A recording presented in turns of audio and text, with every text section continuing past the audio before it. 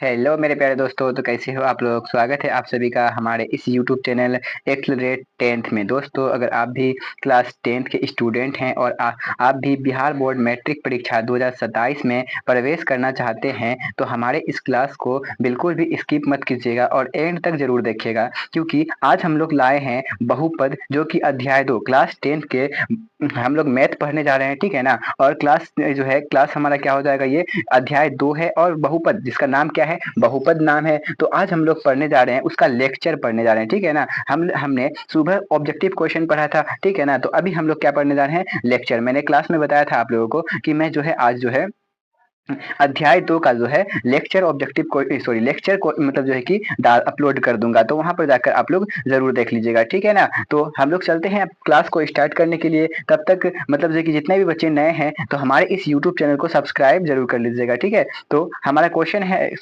नहीं, हम लोगों तो लेक्चर पढ़ना है ना। आदत लग गया क्वेश्चन क्वेश्चन बोलते बोलते, क्योंकि जो है वहाँ जितने भी नए क्वेश्चन आते थे तो बोलते अगला क्वेश्चन ये है, अगला क्वेश्चन ये है, इस तरह से बोलते थे ना ऑब्जेक्टिव क्वेश्चन में, इसी कारण से आदत लग गया था, ठीक है।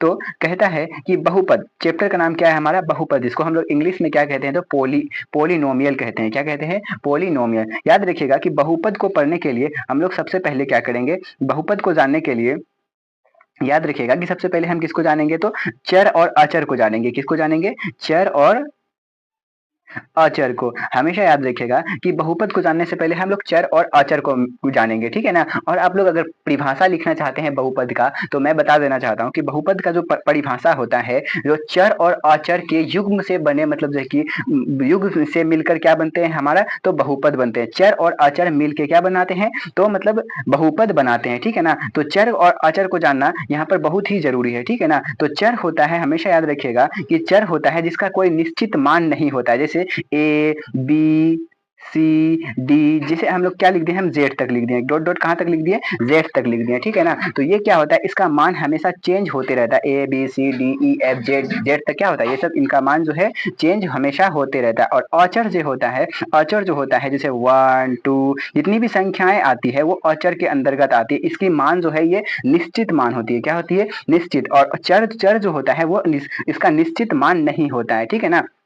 तो बहुपद किसे कहते हैं, चर और आचर के युग्म से बने जो होते हैं उसे हम लोग क्या कहते हैं, बहुपद कहते हैं, ठीक है ना। तो हमेशा याद रखिएगा। चलते हैं हम लोग अब अगला कि बहुपद को अच्छे से समझने, ठीक है। तो सबसे पहली बात याद रखिएगा कि बहुपद के जो कई प्रकार होते हैं। क्या होते हैं, कई प्रकार। तो हम लोग यहाँ पर जो है 3 प्रकार पढ़ने वाले हैं। सबसे पहली बात याद रखिएगा कि बहुपद जो है, बहुपद के पहले प्रकार होते हैं रैखिक बहुपद। क्या होते हैं, रैखिक बहुपद। क्या होते हैं, रैखिक बहुपद। और अगला होता है द्विघात बहुपद। क्या होता है, द्विघात बहुपद, ठीक है ना। और अगला होता है हमारा त्रिघात बहुपद। इसी तरह हम लोग चतुर्थ घात, पंचघात इस तरह से पढ़ते हैं, ठीक है ना। लेकिन आप लोगों की क्लास 10th के एग्जामों में जो है बस त्रिघात रैखिक समीकरण, त्रिघात तक ही, बहुपद तक ही, मतलब जो कि हद तक जो है त्रिघात तक पूछा जाता है। लेकिन याद रखिएगा कि आप लोग एग्जाम में कभी कभी त्रिघात का उपयोग होता है, ठीक है ना। नहीं तो सिर्फ रैखिक और द्विघात का ही उपयोग किया जाता है। रैखिक और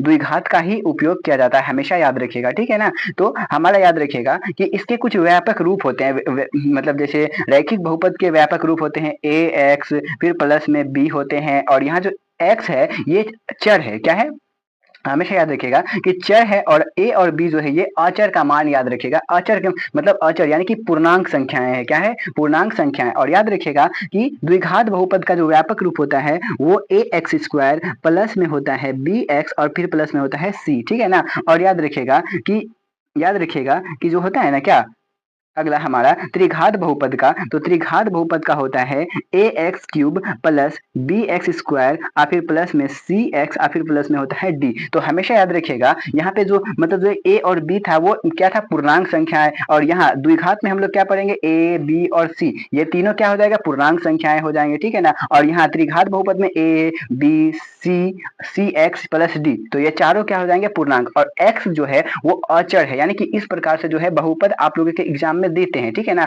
कभी कभी ये भी पूछा जाता है कि रैखिक बहुपद रैखिक बहुपद का व्यापक रूप क्या होता है, तो हमेशा याद रखिएगा कि ए एक्स प्लस बी होता है, ठीक है ना। और द्विघात का भी याद रखिएगा कि A X square plus B X, plus में क्या होता है सी, और त्रिघात का होता है A X cube plus B X square plus C X plus D, हमेशा याद रखिएगा। और आप लोगों को यहाँ पर एक बात समझ में आता होगा कि बहुपद, रैखिक बहुपद का मतलब है कि उसके घात में 1 होना चाहिए। कितना होना चाहिए? रैखिक का मतलब उसके घात में 1 होना चाहिए। जैसे हम यहाँ पर रहे ना ए एक्स प्लस बी, यानी कि अचर, जैसे चर में होता है ना, क्या हो जाएगा हमारा, ये ए और बी क्या है, अचर है, तो ये चर है, जो चर का जो मतलब जो है कि घात होना चाहिए वो 1 होना चाहिए। चर का घात कितना होना चाहिए? 1 होना चाहिए, तो हम लोग उसे क्या कहते हैं, रैखिक। और द्विघात का याद रखिएगा कि द्विघात बहुपद को पता करने के लिए उसमें जो चर होता है, चर का जो मतलब घात होना चाहिए वो 2 होना चाहिए। कितना होना चाहिए? अधिकतम घात कितना होना चाहिए? 2 होना चाहिए। और त्रिघात का अधिकतम घात कितना होना चाहिए? तो 3 होना चाहिए, हमेशा याद रखिएगा, ठीक है ना। और इसी तरह अगर हम लोग चतुर्थ घात पढ़ने जाएं तो चतुर्थ घात का पावर, अधिकतम पावर घात कितना होना चाहिए? तो 4 होना चाहिए। और पंच का क्या हो जाएगा? तो अधिकतम घात क्या हो जाएगा? 5 हो जाएगा, ठीक है ना। तो हमेशा याद रखिएगा, ठीक है। चलते हैं हम लोग आगे, ठीक है।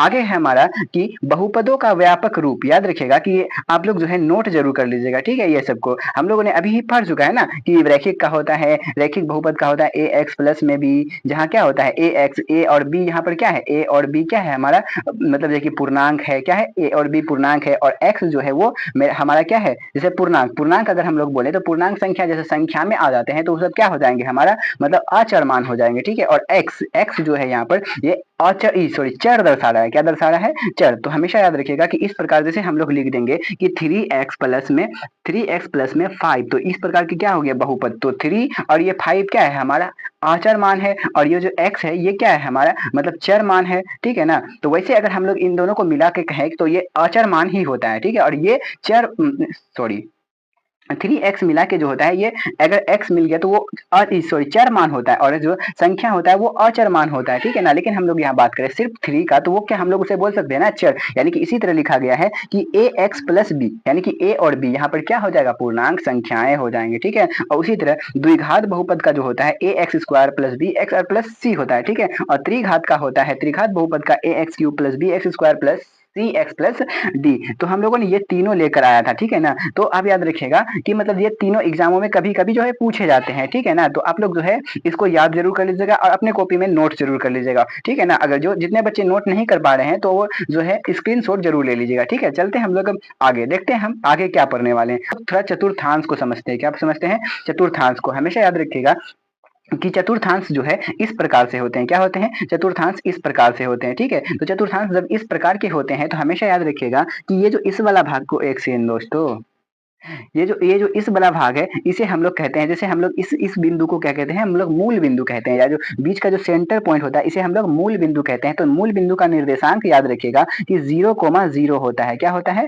0,0 होता है, हमेशा याद रखिएगा। और उसके बाद याद रखिएगा कि हम लोग अगर दाहिने साइड चले, इस साइड अगर मूल बिंदु से दाहिने साइड चले तो वो x होता है, और ये पूरा x को हम लोग x अक्ष कहते हैं, याद रखिएगा x अक्ष कहते हैं। और इस साइड x कहते हैं, और इधर याद रखिएगा कि x डैश कहते हैं। और ये होता है y अक्ष, क्या होता है? y अक्ष। और ऊपर वाले को हम लोग क्या कहते हैं? y, और नीचे वाला क्या कहते हैं? तो y डैश कहते हैं, ठीक है।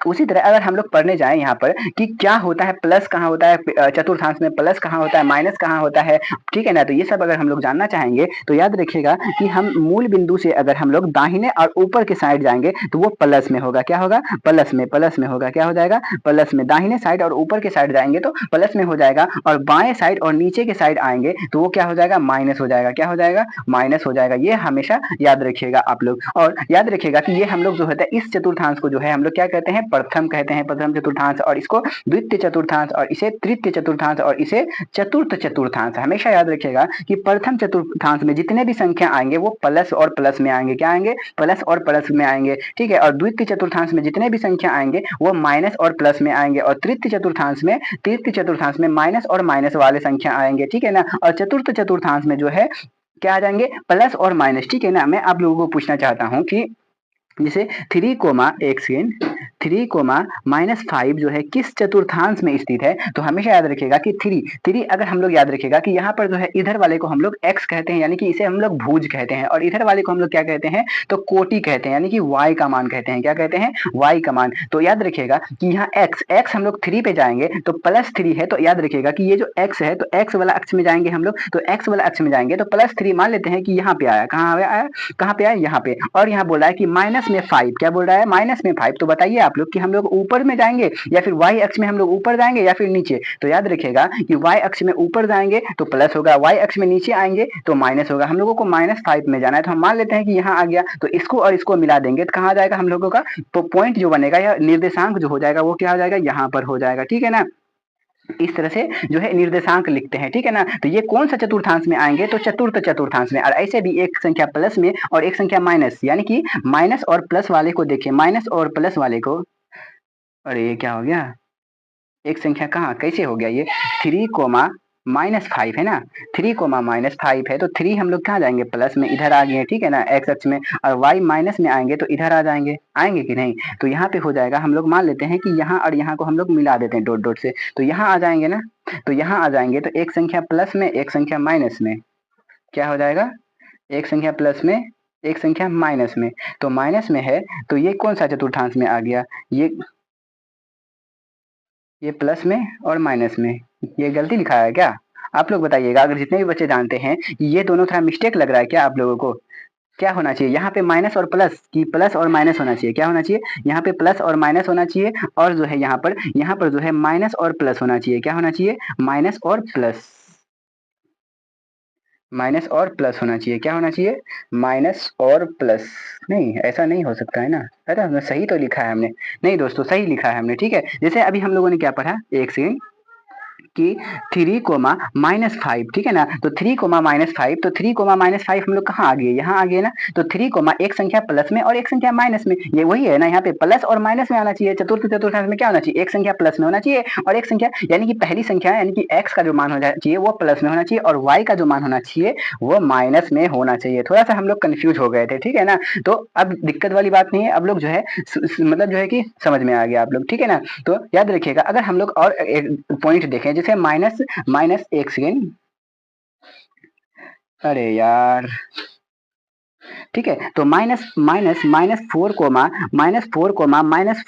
हम लोग जिक्र जाएंगे, -4 सबसे पहली बात, ये दोनों संख्याएं माइनस में है तो हम लोग कहाँ आएंगे? तृतीय चतुर्थांश में आएंगे। कहाँ आएंगे? तृतीय चतुर्थांश में। लेकिन देखते हैं हम लोग आ पाते हैं यानी फिर नहीं। ठीक है ना? x में हम लोगों को जाना है माइनस में, तो याद रखिएगा आप लोग कि अगर x अगर माइनस में है तो इधर प्लस में होता है और इधर क्या होता है? माइनस में। तो हम लोग इधर आ जाएंगे, यानी कि -4 मान लेते हैं कि -4 जो है यहाँ पर है। ठीक है ना? और हम लोग -5 यानी कि y में कहाँ जाना है? माइनस में 5 जाना है, तो हम लोगों को ऊपर जाना है या फिर नीचे?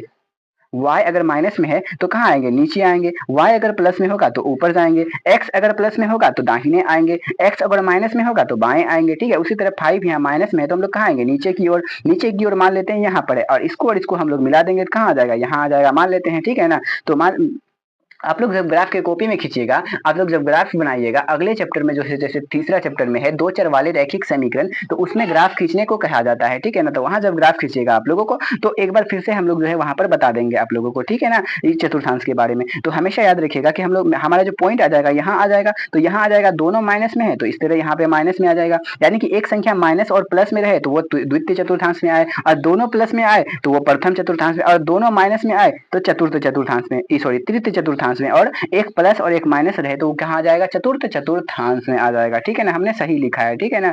सारा का सारा चीज। ठीक है, तो चलते हैं हम लोग अब शून्य ज्ञात करने के लिए। क्या ज्ञात करने के लिए? शून्य ज्ञात करने। कह रहा है कि निम्नलिखित बहुपदों के शून्य ज्ञात कीजिए। तो हमेशा याद रखिएगा ये जो है कौन सा बहुपद है, आप लोग बता सकते हैं? हाँ, तो याद रखिएगा कि ये जो है रैखिक बहुपद है, क्योंकि यहाँ पे 3x है, 3x पे पावर यानी कि अचर मान में कुछ पावर नहीं है तो क्या है? 1 पावर है। तो हमेशा याद रखिएगा कि यहाँ पर क्या है हमारा? रैखिक बहुपद। और अभी हम लोग जो है रैखिक बहुपद के शून्य के बारे में पढ़ेंगे, उसके बाद द्विघात बहुपद के शून्य के बारे में पढ़ेंगे। ठीक है ना? तो रैखिक बहुपद का शून्य निकालने के लिए आप लोगों को कुछ नहीं करना है, बिल्कुल करना, बस क्या करना है कि यहाँ पे 3x आप प्लस में 2 है तो आप लोगों को बराबर में 0 देना है। शून्य निकालने के लिए हमेशा याद रखिएगा कि बराबर में 0 लेना है। ठीक है, तो आप याद रखिएगा कि इधर ये जो प्लस में 2 है उधर जाएगा बराबर के उस पार, तो माइनस में 2 हो सकता है क्या? यानी कि 3x बराबर क्या हो जाएगा? माइनस में 2 क्या हो जाएगा?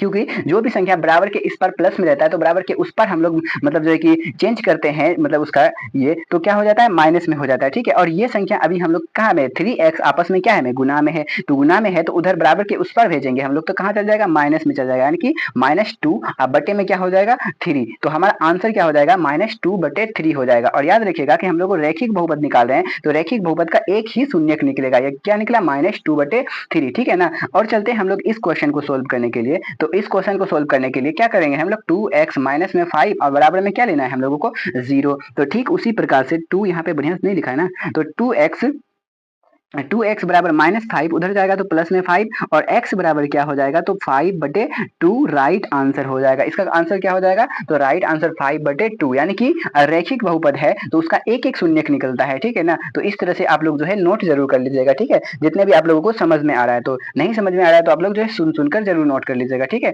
चलते हम लोग आगे, अब पढ़ते हैं हम लोग जो है क्या क्या पढ़ने वाले हैं हम लोग, अब द्विघात यानी कि निम्नलिखित द्विघात बहुपदों के शून्य ज्ञात कीजिए। ठीक है ना, आप लोगों के एग्जाम में जो है यही पूछे जाते हैं, अक्सर पूछे जाते हैं कि निम्नलिखित के मतलब द्विघात को मतलब क्या कीजिए, जो है हल कीजिए, द्विघात बहुपद के शून्य ज्ञात कीजिए, तो याद रखिएगा। ठीक है ना, तो हम लोग को ज्ञात करना है, तो चलते हैं हम लोग क्वेश्चन नंबर फर्स्ट को लेकर अगले पेज में चलते हैं। ठीक है ना, क्वेश्चन नंबर फर्स्ट को क्या कहता है, x² + 3x प्लस में 2 है, तो हम लोग चलते हैं अगले पेज में लेकर इसे। ठीक है ना, तो अगला पेज में हम लोग लेकर आए हैं, क्या है, x² प्लस में 2x और फिर प्लस में क्या है, एक सेकेंड, प्लस में 2x और फिर प्लस में क्या है 3। आप लोगों को हमने बताया कि अगर आप लोगों को शून्य निकालना है तो बराबर में क्या लेना है, हम लोगों को 0 लेना है। ठीक है ना, आप लोगों को करना क्या है कि आखिरी वाला जो है 3 अभाज्य गुणनखंड के रूप में तोड़ना है। जैसे अगर हम लोग 3 को अभाज्य गुणनखंड के रूप में यहाँ पर तोड़ देंगे तो 3 से क्या आ जाएगा 1, यानी कि 1 और 3 आ जाएगा। तो याद रखिएगा कि 1 और 3 आ जाएगा। ठीक है ना, एक सेकेंड हम लोग पीछे जाते हैं थोड़ा सा, हम लोगों ने क्या लिखा था, 3x + 2 गलती लिखा था ना, लिख दिया था हमने यहाँ पर क्या, x² प्लस में या 2x और फिर प्लस में 3 लिखा था, इस प्रकार से ना, ये गलत लिख दिए थे ना हम लोग। क्वेश्चन फिर से देखते हैं ना, क्वेश्चन है हमारा x² प्लस 3x + 2। ठीक है ना, उल्टा लिख दिए थे हम लोग थोड़ा सा। तो क्या हो जाएगा हमारा क्वेश्चन नंबर 1 कि x² प्लस में 2x, अरे फिर वही कर रहे हैं क्या हम लोग, 3x प्लस में 2। तो याद रखिएगा कि ये जो आखिर में होता है इसका हम लोगों को अभाज्य गुणनखंड निकालना है। 2 से दे देंगे तो 1 हो जाएगा, और 2 और 1 को जोड़ेंगे तो क्या 3 पुर रहा है ना, तो यानी कि हम लोग को करना क्या, इसको 2 भागों में तोड़ना। और 2 भागों में कैसे तोड़ेंगे, तो ये जो अभाज्य गुणनखंड किए हम लोग इसी प्रकार से तोड़ेंगे। तो 2 और 3 को जोड़ने पर क्या 3 आ रहा है ना, 2 और 1 को जोड़ने पर 3 आ रहा है ना, तो हम लोग लिख सकते हैं यहाँ पर कि 2x और फिर प्लस में सिर्फ x, क्योंकि 1x को हम लोग सिर्फ x भी लिख सकते हैं, और दोनों को जोड़ देंगे तो बताइए कि 3x पूर रहा है ना, तो ठीक है ना, तो ये जोड़ने पर या फिर घटाने पर आप लोगों को ये बीच वाला पुराना है। ठीक है ना, ये बीच वाला आप लोगों को पुराना है जोड़ने और घटाने पर। और याद रखिएगा कि गुना करने पर ये वाला पुरना चाहिए, यानी कि आखिर वाला जो है ये वाला गुना करने पर पुरना चाहिए। और अभाज्य गुणनखंड के रूप में तोड़ेंगे तो गुना करने पर तो आएगा ही ना, हमेशा याद रखिएगा। ठीक है, तो उसके बाद उससे पहले क्या है, प्लस में इधर x² है तो x² हम लिख देते हैं, और प्लस में इधर क्या है 2 है तो हम लोग 2 भी इधर लिख देते हैं। ठीक है ना, अब हम इधर क्या करेंगे, कॉमन निकालेंगे, इसमें कॉमन निकालेंगे और इसमें कॉमन निकालेंगे। क्या है, x² + 2x में सिर्फ x कॉमन आ रहा है, तो बताइए यहाँ पर क्या आ जाएगा, x² में x बच जाएगा और 2x में सिर्फ 2 बच जाएगा, और x + 2 में कॉमन कुछ भी नहीं आ रहा है तो हम लोग 1 निकालते हैं। कॉमन क्या निकालते हैं, 1 निकालते हैं, क्योंकि 1 हर चीज में कॉमन आ जाता है और 1 निकालने से कोई फर्क नहीं पड़ने वाला, ये जो सेम का सेम रह जाएगा। ठीक है ना, तो इस तरह से आएगा। जब भी आप शून्य ज्ञात कीजिएगा तो ये और ये टर्म आपका सेम सेम आना चाहिए। ठीक है ना, सेम सेम आएगा तभी हो सकता है शून्य, नहीं तो नहीं होगा। तो सेम सेम आया तो हम लोग कितने, एक बार लिखेंगे। ठीक है ना, एक बार, और जो है यहाँ पर जो है उसको हम लोग यहाँ पर लिखेंगे, फिर यहाँ पर जो है उसको हम लोग जो है यहाँ पर लिखेंगे। ठीक है ना, तो इस तरह से क्या बनाना है हम लोग को, शून्य। तो हम लोग थोड़ा सा जो है इसको मिटाने का कोशिश करते हैं। ठीक है ना, ये हटे, यहाँ पे हम लोग क्या करेंगे, लिखेंगे। ठीक है ना, तो याद रखिएगा, अब पेंसिल लेते हैं। ठीक है ना, तो हम लोग जो है यहाँ पर लिखेंगे, अब बराबर में, अच्छे दोस्तों तो यहाँ बराबर में 0 देना तो भूल ही गए ना हम लोग।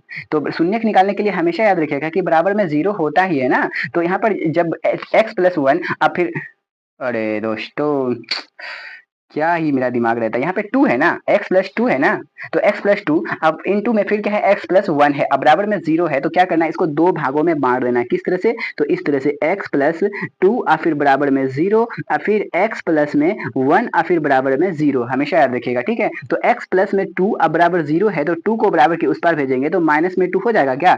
हाँ, अब उसके बाद x बराबर में यहाँ पे माइनस प्लस में 1 है, तो बराबर के उस पर भेजेंगे तो माइनस में 1 हो जाएगा ना, तो इसीलिए लास्ट में लिखेंगे, इसीलिए x बराबर हमारा क्या आ गया, तो -2 कोमा -1, यानी कि हमारा जो शून्यक निकला x बराबर क्या निकला, तो -2 कोमा -1 निकला, ठीक है ना। आप लोग अगर समझ में आया तो बताइएगा कि अभी हम लोगों ने जस्ट बताया था आप लोगों को कि द्विघात समीकरण का जो शून्यक निकलते हैं, द्विघात बहुपद का जो शून्यक निकलते हैं वो दो गो शून्यक निकलते हैं, तो निकल गया ना -2 कोमा -1 निकल गया ना, दो शून्यक हमारा, ठीक है ना। तो हमेशा आप लोग जो है याद रखिएगा, ठीक है। तो राइट आंसर इसका क्या हो जाएगा, -2 कोमा -1, ठीक है। चलते हैं हम लोग अब अगली क्वेश्चन की ओर, अगला क्वेश्चन सोल्व करते हैं, ठीक है। अगला क्वेश्चन है हमारा क्वेश्चन नंबर 2, कहता है कि 4x स्क्वायर -4x प्लस 1, ठीक है ना। सारे क्वेश्चन को हम लोग सोल्व करके चेक करेंगे, ठीक है ना। और आप लोगों को जो है मतलब जो है कि सोल्व करके मैं आप होमवर्क में दूंगा, आप लोगों को क्वेश्चन बना के आना है, ठीक है ना। और आंसर जो है आप लोगों को कमेंट बॉक्स में टाइप करना है, ठीक है। क्वेश्चन नंबर 2 आप लोगों को अगर नहीं समझ में आया सही से, तो आप चलते हैं हम लोग क्वेश्चन नंबर 2, वहां पे बढ़िया से समझेंगे, ठीक है। तो क्वेश्चन नंबर 2 कहता है कि 4x स्क्वायर है, क्या है, 4x स्क्वायर अब माइनस में 4x और फिर प्लस में 1 है, ठीक है ना। तो बराबर में हम लोगों को क्या लेना है, 0, हम लोग जो है इस तरह से लिखेंगे, बराबर उसके बाद उधर लिखेंगे, ठीक है ना। तो बराबर क्या लेंगे हम लोग, 0, जब भी शून्यक निकालना है तो बराबर याद रखिएगा हमेशा कि बराबर में 0 लेना ही है, ठीक है ना। तो बराबर में हम लोग 0 लिए, ठीक है। तो बताइए कि 4x स्क्वायर यहाँ पर है, 4x स्क्वायर, तो इसको हम लोग क्या करेंगे, ये बीच वाला को दो भागों में बांटेंगे। आप लोगों को पता लग रहा होगा कि दो भागों में इस तरह से बांट सकते हैं ना हम लोग, 2x और फिर माइनस में 2x और फिर प्लस में 1 बराबर 0, यानी कि 4 को हम लोग जो है दो भागों में बांटा, 2x minus 2x minus 2x, तो -2x माइनस 2x क्या हो जाएगा, -4x। तो अब हम लोग जो है अभाज्य गुणनखंड के भी रूप में तोड़ते थे, तो कैसे तोड़ते थे, तो अभी अभी हम लोगों ने बताया था कि ये जोड़ने पर ये पूर्णा चाहिए, अब गुना करने पर भी तो ये पूर्णा चाहिए, इधर वाला पूर्णा चाहिए ना। तो 2 गुना 2 यहाँ पे 4 हो रहा है, तो 1 कैसे हो गया। तो हमेशा याद रखिएगा जब भी यहाँ पे कोई संख्या दिखे तो इसको इससे गुना कर देना है, क्या कर देना है, गुना कर देना है। तो 4 गुना 1 क्या हो जाएगा, 4 हो जाएगा, और 4 का हम अभाज्य गुणनखंड करेंगे तो 2 से 2 हो जाएगा, यानी कि 2 और 2 को जोड़ेंगे तो क्या हो जाएगा हमारा 4, और 2 और 2 को हम लोग जोड़ेंगे तो 4 हो जाएगा। और इस तरह से हम लोग क्या कर सकते हैं, तोड़ सकते हैं, गुना करने पर 4 पुर रहा है और जोड़ने पर भी 4 पुर रहा है, ठीक है ना। तो अब हम लोग क्या करते हैं कि इन दोनों में और इन दोनों में कॉमन निकालते हैं। अच्छा एक बात बताइए, 2x स्क्वायर है यहाँ पर और प्लस माइनस में 2x है, तो बताइए कि हम लोग जो है 2x कॉमन निकाल सकते हैं ना। 2x कॉमन निकालेंगे तो 4x स्क्वायर में 2x बचेगा और फिर यहाँ माइनस लिखेंगे, 2x है और 2x में हम 2x में 2x कॉमन निकाल लें तो क्या बचेगा, सिर्फ 1 बचेगा। और यहाँ पे है 2x प्लस में 1, यानी कि -2x प्लस में 1, तो याद रखिएगा कुछ भी कॉमन नहीं आ रहा है तो हम लोग को फिर से 1 कॉमन निकालना है, और 1 कॉमन निकालेंगे तो उसमें कोई फर्क नहीं पड़ने वाला है, तो सेम सेम क्या हो जाएगा हमारा हो जाएगा। और बराबर में क्या देना है आप लोगों को, 0 देना है, ठीक है। तो ये दोनों टर्म आप लोगों को फिर से सेम सेम दिख रहा है ना, तो सेम सेम दिख रहा है तो क्या करना है आप लोगों को, एक बार लिखना है, कितने बार लिखना है, एक बार लिखना है, और फिर बराबर इनटू देकर यहाँ पे जो यहाँ पे है उसको यहाँ लिख देना है, और फिर यहाँ पे जो है उसको यहाँ पर लिख देना। अब बराबर में क्या लिख देना है, 0 लिख देना है, ठीक है। और फिर करना है क्या है आप लोगों को, इसको जो है दो भागों में बांटना है, किसको दो भागों में, हम लोग इधर बांटेंगे, ठीक है ना। ये थोड़ा बहुत जगह बचा के हम लोग काम कर रहे हैं, उसमें जगह नहीं बचा था ना, थोड़ा पेन को भी छोटा कर लेते हैं ताकि और जगह बचे, ठीक है। तो क्या हो जाएगा यहाँ पर हमारा कि 2x और फिर माइनस में 1 और फिर बराबर में क्या हो जाएगा 0, और फिर से क्या हो जाएगा 2x माइनस 1 और फिर बराबर में 0, यानी कि इसको हम लोग क्या करेंगे, दो भागों में बांट देते हैं, ठीक है। दो भागों में बांटने के बाद याद रखिएगा कि इसको हम लोग -1 उधर जाएगा तो प्लस में 1 हो जाएगा, यानी कि 2x बराबर में प्लस में 1 और x बराबर ये जो गुना में है उधर भाग में, यानी कि 1/2 हो जाएगा। उसी तरह इसको भी हम लोग सॉल्व करेंगे तो 2x माइनस में उधर जाएगा तो माइनस में 1 उधर जाएगा तो प्लस में 1 हो जाएगा, और फिर 2x अब बराबर क्या हो जाएगा, 1/2 हो जाएगा। तो क्या हमारा शून्य क्या निकल गया बताइए तो आप लोग, तो x बराबर 1/2 कोमा फिर से एक बार 1/2, यानी कि दो बार 1/2 आया है, क्या है, दो बार 1/2 आया है। तो हमें हमेशा याद रखिएगा आप लोग कि जो है द्विघात बहुपद के जो शून्यक निकलते हैं वो दो ही निकलते हैं, तो सारे द्विघात बहुपद के जो शून्यक निकलेंगे वो कितने निकलेंगे, तो दो निकलेंगे। तो दूसरा को भी हम लोगों ने सोल्व किया आसानी से, ठीक है। तो आप चलते हैं हमारा क्वेश्चन नंबर 3 की ओर। क्वेश्चन नंबर 3 कहता है हमारा कि x स्क्वायर -6x प्लस में 5, ठीक है। आते हैं इधर, x square x square minus में 6x और फिर प्लस में क्या है 5, तो बराबर में हम लोगों को क्या लेना है 0 और इतना में ही लिखना है। ठीक है, थोड़ा उधर कर लेते हैं हम लोग, थोड़ा इधर वाला तो छोटा चल जाएगा।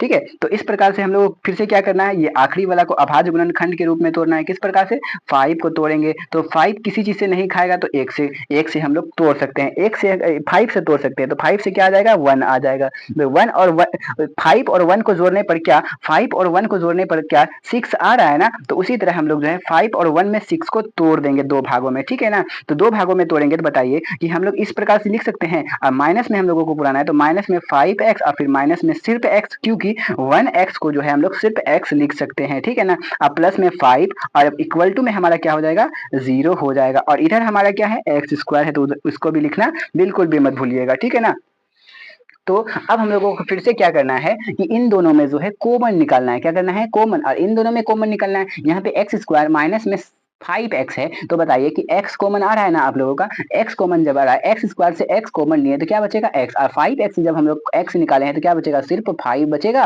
और फिर यहाँ माइनस माइनस है तो माइनस लेना है। ठीक है, अब x प्लस में 5 है तो इसमें कुछ भी कॉमन नहीं आ रहा है, तो हम लोग फिर से क्या करेंगे 1 कॉमन लेंगे। 1 कॉमन लेने के बाद क्या बचेगा, तो वही बचेगा, और याद रखिएगा कि ये जो माइनस है ये प्लस को क्या बना देगा, -5 बना देगा, अब बराबर क्या हो जाएगा हमारा 0 हो जाएगा। ठीक है ना, तो याद रखिएगा, फिर से आप लोगों को दिख रहा है ना, ये टर्म आप लोगों का जो है बिल्कुल भी सेम आना चाहिए। अगर आप लोगों का सेम नहीं आ रहा है तो याद रखिएगा कि आप लोगों का आंसर जो है गलत है, या फिर ऊपर में जो है गलत किए हैं आप लोग। ठीक है ना, तो याद रखिएगा जब सेम आया तो आप लोग करना क्या है, इसे एक बार लिखना है। कितने बार लिखना है, एक बार, x माइनस 5 और फिर इंटू में यहाँ पे इसको क्या करना है, यहाँ लिख देना है, और इंटू माइनस में देके, माइनस में है तो माइनस में, और प्लस में रहे तो प्लस में, और बराबर में क्या हो जाएगा 0। फिर से चलते हैं, अब हम लोग उधर कहाँ चलना है हम लोगों को, इधर, और मिटाते हैं इसको और इधर लिखते हैं हम लोग। ठीक है ना, तो टर्म क्या आया है हमारा, बताइएगा कि वो जो है हम लोग उसको क्या करते हैं, हम लोग दो भागों में बांटते हैं। कितने भागों में बांटते हैं, दो भागों में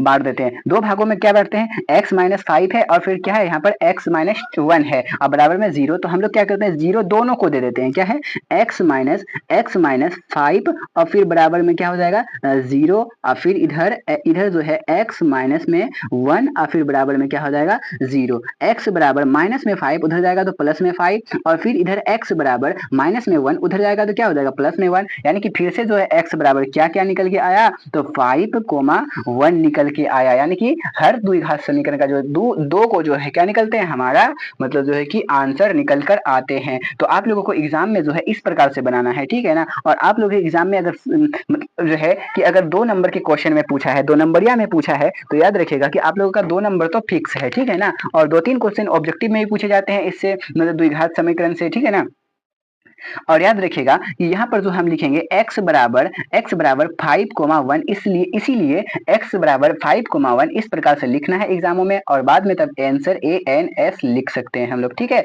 तो हमेशा याद रखिएगा।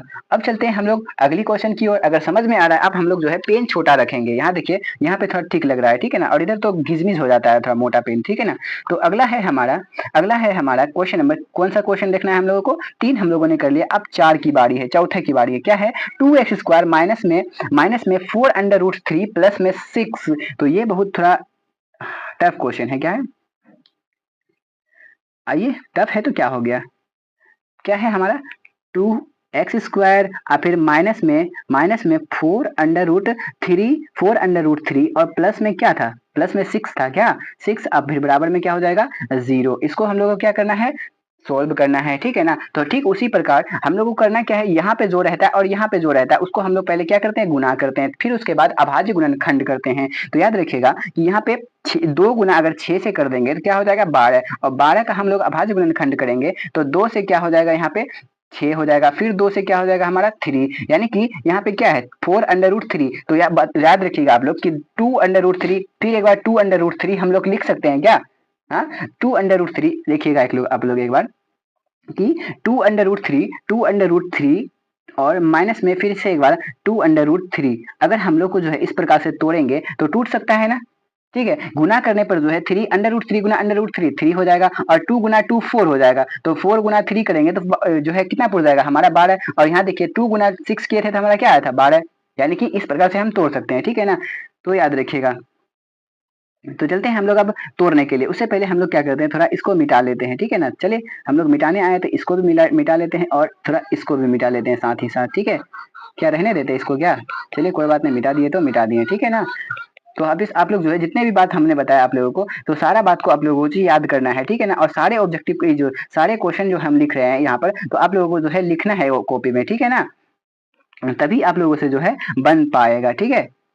तो हम लोग चलते हैं क्वेश्चन की ओर, क्वेश्चन सोल्व करने चलते हैं। अगला क्वेश्चन है हमारा, ये क्वेश्चन है हमारा कि इसको हम लोग कैसे तोड़े थे। ये जो 2x² है ये तो रहेगा ही रहेगा, और यहाँ पे क्या करना है हम लोगों को, तोड़ना कैसे है, 2√3x, यहाँ पे x था ना, x और फिर माइनस में 2√3x और फिर प्लस में क्या है 6 और बराबर में क्या हो जाएगा हमारा 0 हो जाएगा। और कॉमन कैसे लेना है, तो फिर से इन दोनों में कॉमन और इन दोनों में जो है कॉमन निकालना है। बताइए आप लोग कि 2x² है और यहाँ पे क्या है 2√3x है, तो बताइए दोनों में 2 दिख रहा है तो 2 कॉमन ले सकते हैं, और x² और x से हम लोग सिर्फ x कॉमन निकाल सकते हैं, ठीक है। तो 2 से 2 निकल गया है, x² से x निकालेंगे तो क्या बचेगा, x बचेगा। उसके बाद माइनस में 2 को 2 खत्म हो जाएगा, x भी खत्म हो जाएगा, क्या बचेगा हमारा √3 बचेगा। और यहाँ पर 2√3 और इंटू में क्या है हमारा 2√3x और फिर प्लस में क्या है 6 है। तो इसमें हम लोग कॉमन क्या ले सकते हैं, सबसे पहली बात कि दो में जो है 6 आ रहा है, यानी कि 2 कॉमन ले सकते हैं। क्या ले सकते हैं, और याद रखिएगा कि ये माइनस है तो माइनस में 2 कॉमन लेना आप लोगों को, ठीक है।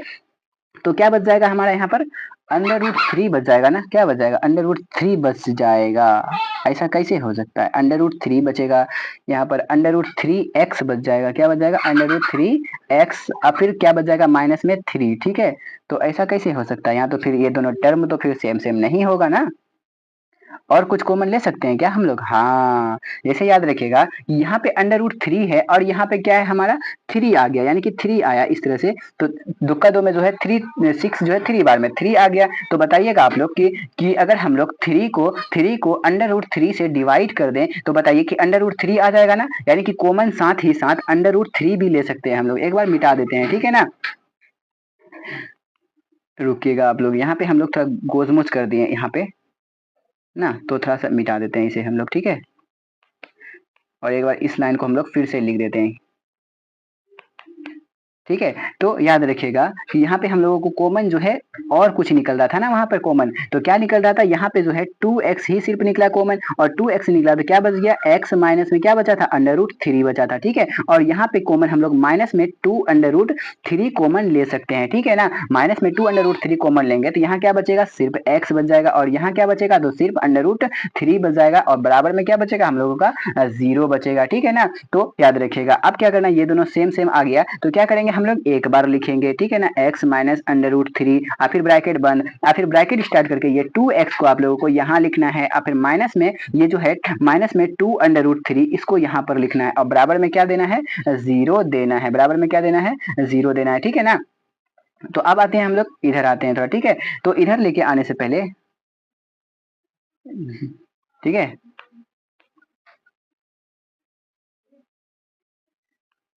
ठीक है, इधर लेके आएंगे तो दोनों को क्या करना है हमें x माइनस, जैसे x माइनस √3 बराबर में क्या देना है 0 देना है। फिर एक बार क्या करना है हम लोगों को इस प्रकार से लिख के 2x और फिर माइनस में √3 और फिर बराबर में क्या देना है 0 देना है, और यहाँ पे क्या हो जाएगा x बराबर माइनस √3, इधर क्या हो जाएगा प्लस में √3, और इसको थोड़ा हम लोग इधर करके लिख लेते हैं। तो 2x अब क्या है यहाँ पर हमारा माइनस √3 तो उधर जाएगा तो प्लस में √3, और x बराबर ये 2 उधर जाएगा तो भाग में, यानी कि √3/2, यानी कि एक आंसर हमारा क्या आ गया x बराबर सिर्फ √3 और कोमा अगला क्या आया √3/2 आ गया, ठीक है ना। तो ये क्या हो जाएगा हमारा राइट आंसर 3। आप लोगों को नहीं अगर दिख रहा है तो मैं बता देना चाहता हूँ कि x बराबर जो है √3 और फिर कोमा √3/2 क्या आया है हमारा आंसर आया है इसका, ठीक है। तो जितने बच्चे को भी ये सारा क्वेश्चन समझ में आया, ऐसे तो थोड़ा लिखने में राइटिंग थोड़ा खराब हो जाता है ना, तो याद रखिएगा कि जितने भी बच्चे को आप लोगों को समझ में आया, जब मैं बोर्ड लूंगा ना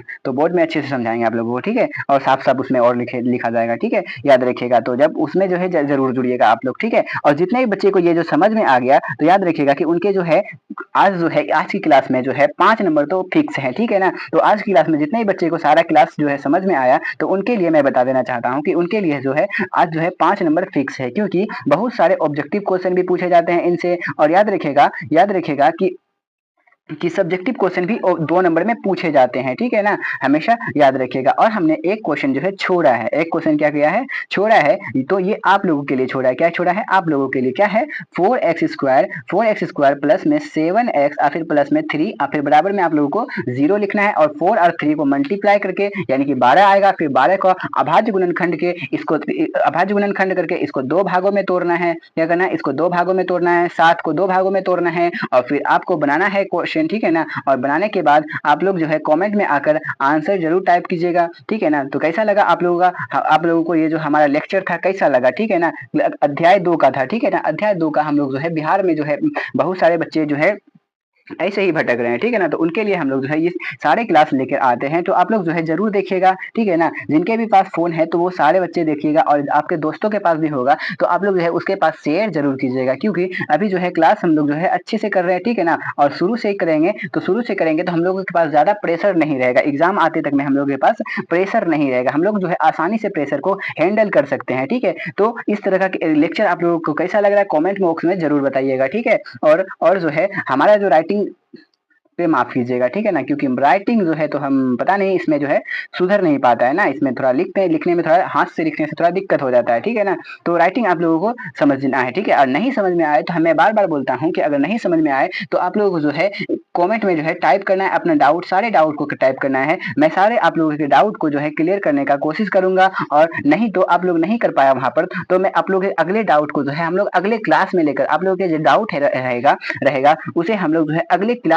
क्लास में लाकर जो है सोल्व कर देंगे, ठीक है ना। तो जितने भी बच्चे हैं हमारे इस क्लास को लाइक जरूर करके जाइएगा और सब्सक्राइब जरूर कर लीजिएगा हमारे इस चैनल को, क्योंकि हम लोग जो है अभी नया नया स्टार्ट किए हैं तो अभी जो है थोड़ा बहुत तो समझना ही पड़ेगा ना। और हमारा याद रखिएगा कि मतलब जो कि अपने सभी दोस्तों तक इस क्लास को शेयर जरूर कीजिएगा और जितने भी बच्चे भटक रहे हैं उनको जरूर बुलाइएगा। और मिलते हैं हम लोग अब अगली वीडियो में, तब तक के लिए धन्यवाद। जय हिंद, जय भारत।